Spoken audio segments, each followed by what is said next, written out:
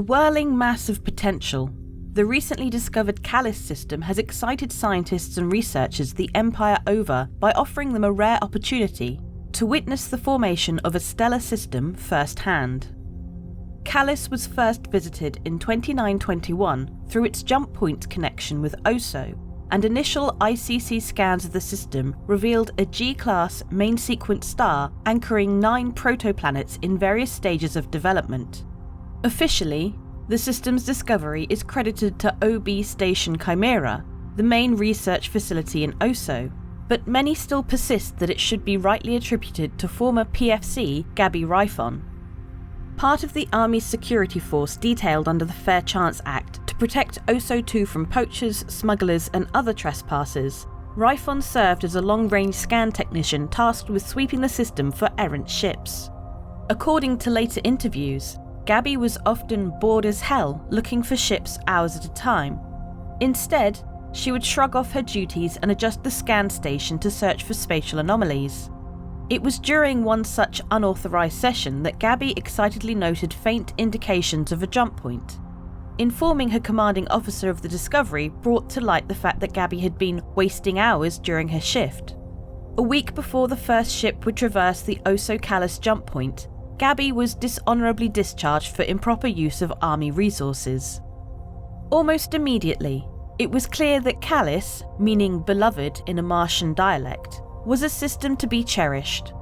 Once again, humanity was getting a chance to witness the birth of a solar system firsthand, and scientists around the Empire pledged not to let the opportunity be squandered as it had been in Gurzil.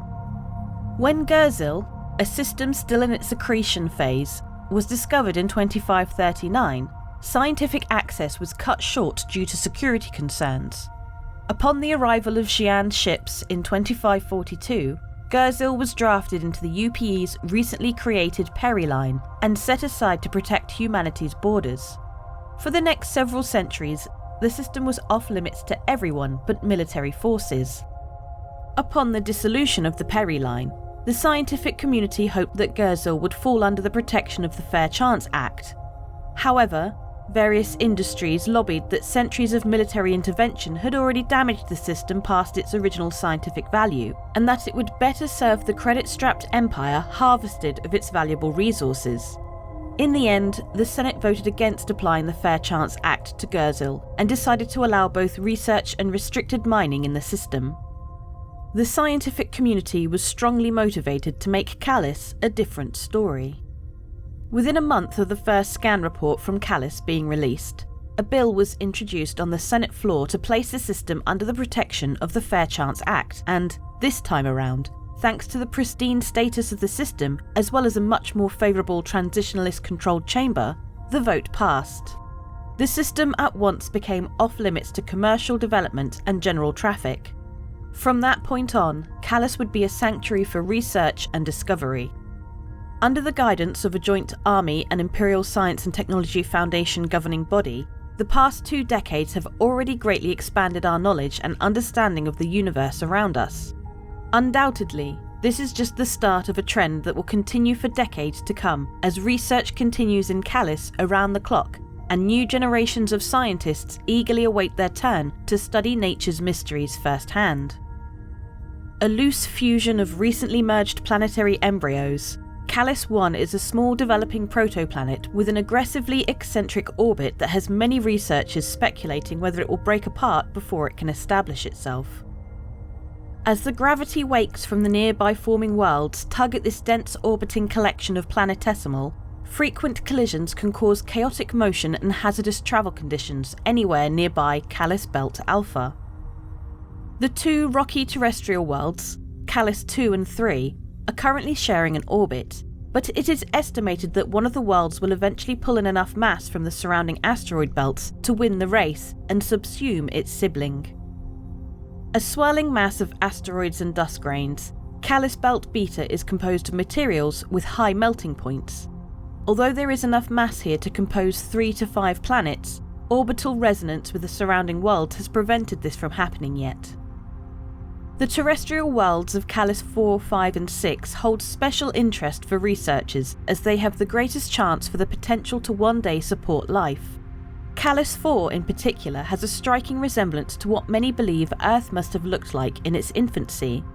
With active volcanoes possibly forming an atmosphere, researchers are looking into creating monitoring methods capable of lasting the lifetimes it will take to see it form. While Kallis 5 may not currently have any potential for developing an atmosphere, the swirl of debris orbiting its rocky surface indicates that it may soon have a series of moons to call its own. The least developed of the three, Kallis 6, has a surface entirely composed of molten rock, giving it a planetary glow. Located near the Kallis Oso jump point, OB Station Griffin was sealed late in 2922 and has served as the main operational hub for the entire system ever since. In order to preserve the living experiment that is Kallis and its protoplanets, construction throughout the rest of the system has been extremely limited. While there are small observation posts and scan satellites positioned throughout the system, if you are looking to refuel or restock, Griffin is your only choice. All deliveries to the system are also routed through the station to ensure that the strict Fair Chance Act protocols are followed. Despite the system's focus on serious scholastic pursuits, it has begun to gain notoriety for the unique community that has developed over the years. Between the army personnel stationed here to guard the system and the young grad students conducting research, the median age of the system's small population is well under 30. It is no wonder that the habitation decks can get a bit raucous as researchers, looking to blow off steam after days spent alone in remote observational outposts, and soldiers, with extra energy after long shifts spent patrolling for trespasses, meet for drinks and heated debates. Toss into the mix a growing number of philosophers and spiritualists who have come seeking deeper truths about the universe's origins, and you can see why OB Station Griffin is a destination that's not quite like anywhere else in the Empire. Located out beyond Kallis's frost line, the system's two giants, Kallis 7 and 8, formed from volatile icy compounds and captured hydrogen and helium. Kallis 7 has drawn its fair share of exoclimatologists interested in studying its burgeoning storm systems, while Kallis 8 has proven exciting for those seeking to construct a more complete model regarding dynamics and chemistry in ice giant atmospheres. A small planetesimal in distant orbit around the Sun, Kallis 9 has the distinction of being the only celestial body in the system whose surface has been marred by orbital mining lasers, thanks to a joint UEE project with mining conglomerate Shubin Interstellar's research department seeking to better understand this dwarf planet's role in the system's formation.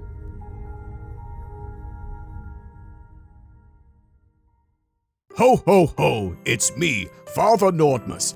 That's right, it's that time again to see who is on my naughty list for who doesn't have a VPN.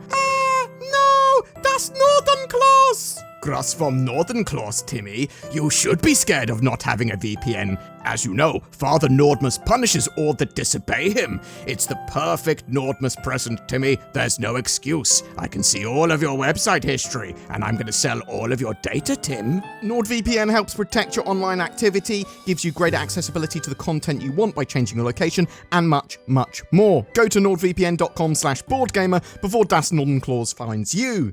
Every month we have a Star Citizenship giveaway. For December, we are giving away a Drake Corsair. It's the winner of the 2953 Ship Showdown and one of the stars of the Intergalactic Aerospace Expo. This fantastic multi-role, multi-crew, long-range mission runner can do a bit of everything in-game, and it has a penchant for exploration. Just comment on any of my videos during December to be in for a chance of winning that. There are further details in the description below. A big thank you to everyone that goes the extra mile in supporting the channel via Patreon or the join button under my videos and becoming a channel member. It will net you some exclusive content from Zin and I, but also it really does help us to be able to create daily Star Citizen content, as does sharing these videos and commenting. Thank you so much for watching, and I hope to see you in the verse.